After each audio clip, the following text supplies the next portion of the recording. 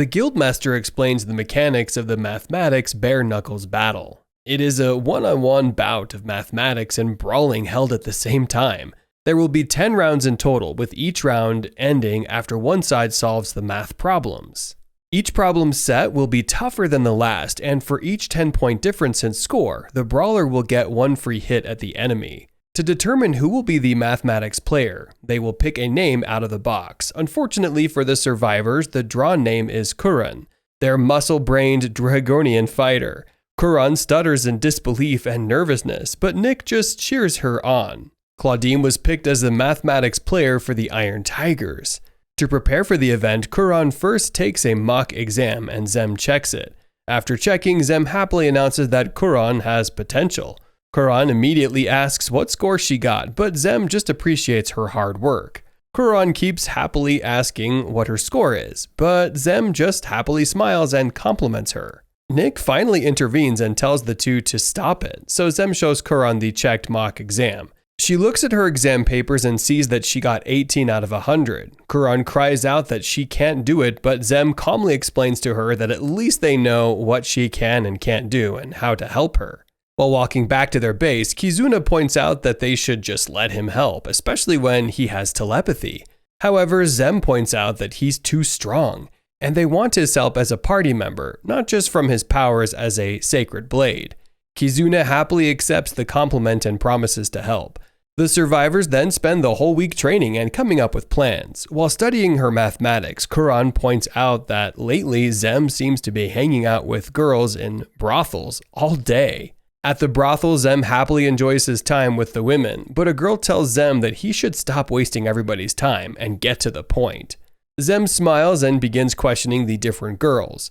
From them, he learns that Claudine breaks a lot of men's hearts. Beg seems to be very creepy, and Leon is not just strong, but pretty smart too. One girl also mentions that the new girl, Rose, was talking about some strange man. This immediately piques Zem's curiosity, as he sets a meeting with her. Rose describes the strange man as a male with wavy flaxen hair, beautiful soft blue eyes, long light pink fingers, a sexy voice like velvet, and wears a cassock that stands out in places like brothels. Rose was actually joking since the strange man he described was Zem himself. Zem then returns to the other survivors and reports his findings. The group concludes that the Iron Tigers will try some kind of trick in tomorrow's battle. It is obvious they have done it before, based on the way they behaved and the way they confidently lured them into the event. Thankfully, Rose also gave Zem more valuable information about the Iron Tigers. Zem reports to Nick that the Iron Tigers share information so they can outsmart the enemy. Tiana hypothesizes that they are probably using thought gems to communicate. The gems work like telepathy, but are not as powerful. Kuran asks what she should do, but Nick tells her that she should just use everything she learned and studied in the past week to solve the math problems. Elsewhere, Claudine is dreaming about her past. She was a happy little girl with her parents working at a carriage station. However, when they started embezzling small amounts of money, her parents got caught and fired. Her parents planned to sell her off, so she ran away. Now, alone, she had to find a way to survive. Fortunately, she was pretty enough, which helped her do fraud. Moreover, she also has the smarts to do different kinds of cons and scams. She met some decent guys and earned enough to live by, and that's when she met Nick. Claudine believed that the more people she could steal from, the happier she'll be.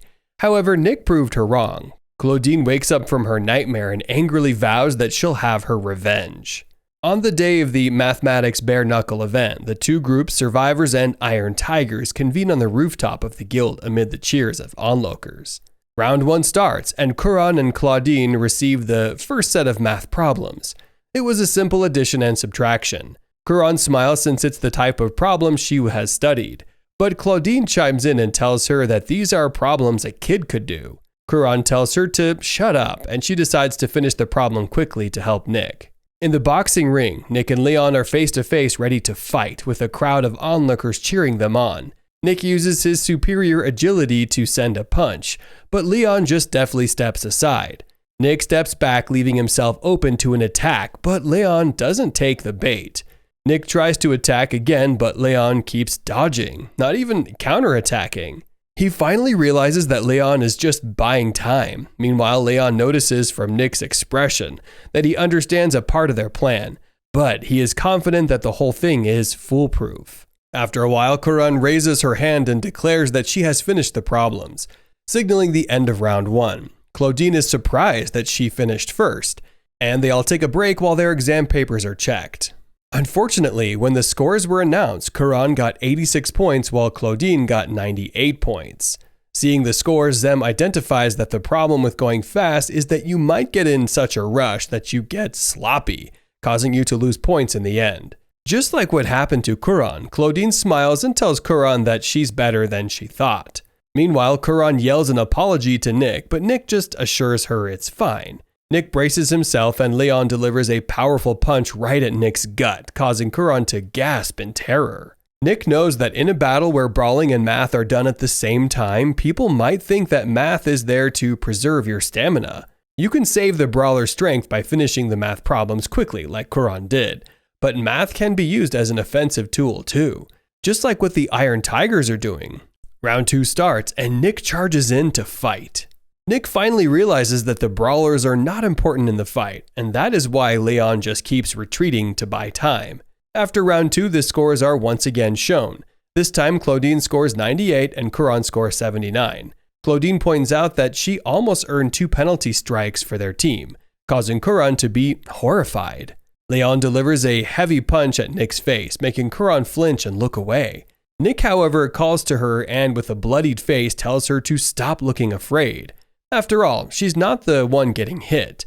Nick tells her that last week he actually prepared himself to get hit dozens of times, but thanks to Curran, he only got hit twice.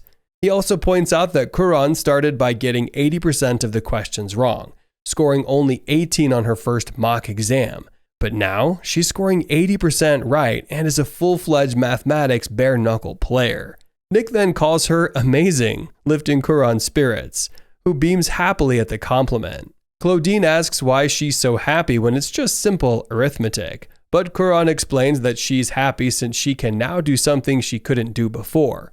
At the start of round 3, Curran happily goes back to answering her math problems. Claudine tries taunting her and calling her a draconian bumpkin, but her sneer becomes a frown when Curran just ignores her. Curran was actually glad that she was able to solve the math problems she couldn't understand in the past. However, she couldn't let herself feel it because Nick was getting hurt. But now that Nick told her she was happy with her progress, she can answer the questions happily without hesitation. From the audience, the other survivors are watching the battle carefully. Most people would cheat after the start so they can quickly finish the fight before something unexpected happens. However, the Iron Tigers didn't do it at the beginning. This is because they would lose time repeating the questions and answers telepathically to each other. That is why they are trying to buy time and let the problems get harder. When Curran stops being able to blaze through the questions, that is when they will use the thought gems to give Claudine a boost. At the ring, Nick is getting tired and he realizes if he still wants to use his speed to go on the offensive, he has to do it now. Meanwhile, Leon is ignoring the shouts of the crowd calling him a coward for always just retreating and dodging. Tiana uses her magic to detect any telepathy and other forms of magic around the area, but she doesn't see any traces of magic use. She worriedly wonders if the enemy has something else planned. To nudge the enemy to cheat, Tiana abruptly raises her hand and calls the guild master.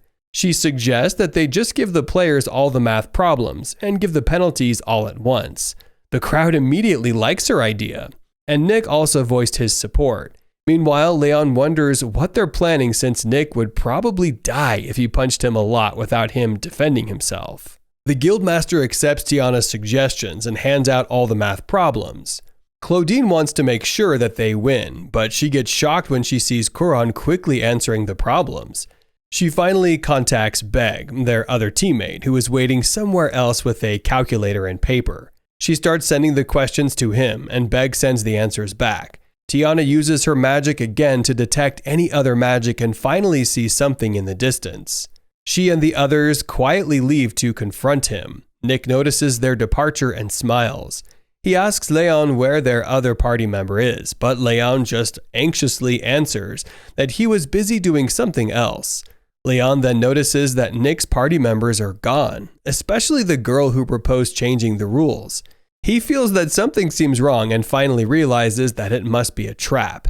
He shouts at Claudine to stop what she's doing, but Claudine just snaps back since she's trying to focus. The guildmaster then scolds them for talking during the match.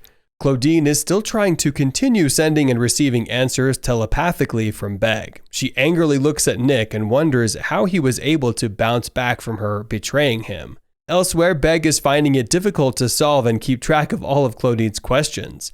Thankfully, Kizuna was there to help him. Beg thanks Kizuna, then reels in shock to discover that he's no longer alone. In the ring, Nick and Leon continue trading punches. Nick smiles when he sees the others return, and tells Leon that they were foolish to challenge them.